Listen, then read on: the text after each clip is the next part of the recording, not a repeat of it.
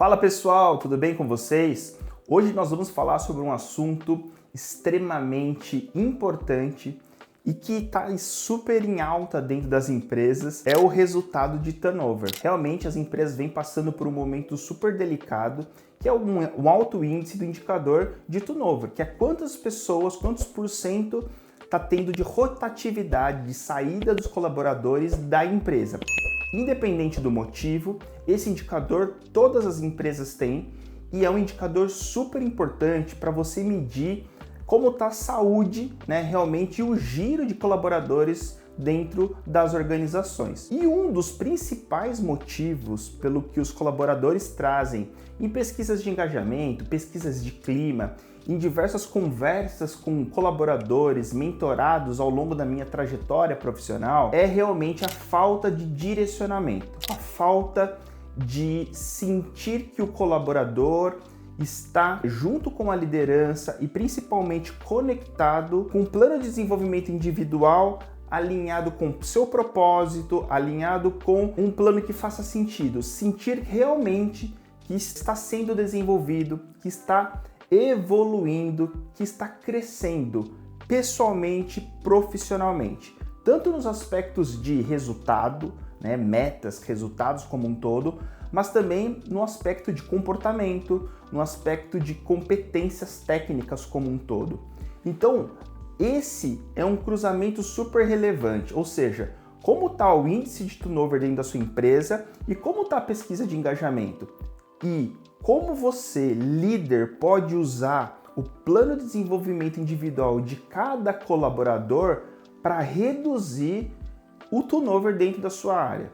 E aí fica uma reflexão importante e eu vou falar um pouco como que eu costumo desenvolver um plano de desenvolvimento individual com os meus colaboradores, com os mentorados que participam aqui comigo da mentoria, tá? O primeiro ponto, o primeiro diagnóstico é realmente dar um zoom no momento atual do colaborador, Como está a sua autoavaliação, como você, gestor, está avaliando aquele colaborador, como os pares, clientes interno, externo, como a performance desse colaborador está com relação a três direcionamentos que eu julgo extremamente importantes no processo de avaliação. Entregas, Então falando de metas, de indicadores quantitativos, projetos, etc. Tá? Então esse é um aspecto que faz parte do ciclo de avaliação.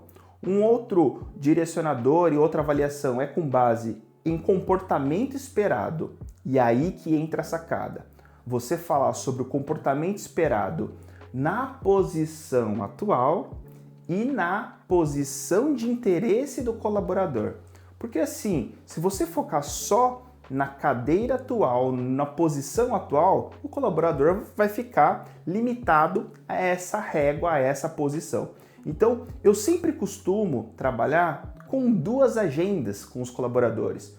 Uma, o que você precisa desenvolver para ser o melhor colaborador na posição que você ocupa hoje, no seu papel atual, Tanto metas quanto comportamentos esperado, alinhado com os comportamentos direcionados pela competência e também com o meu perfil de liderança e também as competências técnicas que você precisa desenvolver para executar e ter uma alta performance na sua posição atual e também na sua próxima posição. Então eu uso duas agendas, uma agenda de curto prazo, posição atual, e uma segunda agenda eu foco em o seu próximo papel, Então eu começo a fazer uma análise junto com um colaborador, junto com um profissional que eu estou trabalhando nesse diagnóstico do seu momento atual e também de ambições, de posições de interesses, de áreas de interesses. E se a pessoa não tem essa visão clara, eu, através das minhas experiências e até mesmo de visitas operacionais, visitas técnicas em determinadas áreas, alinhamento com gestores, eu abro essas portas para que o colaborador consiga mergulhar e entender o escopo daquelas áreas. E sim, eu costumo trabalhar em três vertentes. Primeiro, sugerir que o colaborador desenhe 3 caminhos de carreira. Por quê? 3 áreas de interesse, 3 posições de interesse. Isso ajuda a gente a fazer um paralelo do momento atual junto com a expectativa de carreira do colaborador. Segundo ponto, que aí sim é crucial para engajar e conectar o colaborador, para segurar ele nos próximos anos, é entender o propósito do colaborador, o que move aquele colaborador, quais são as raízes que traz ele até essa posição, o que move ele no aspecto pessoal, no aspecto profissional, como ele se sente desafiado, o que realmente dá prazer na execução do trabalho daquele colaborador, como ele se sente reconhecido e desenvolvido.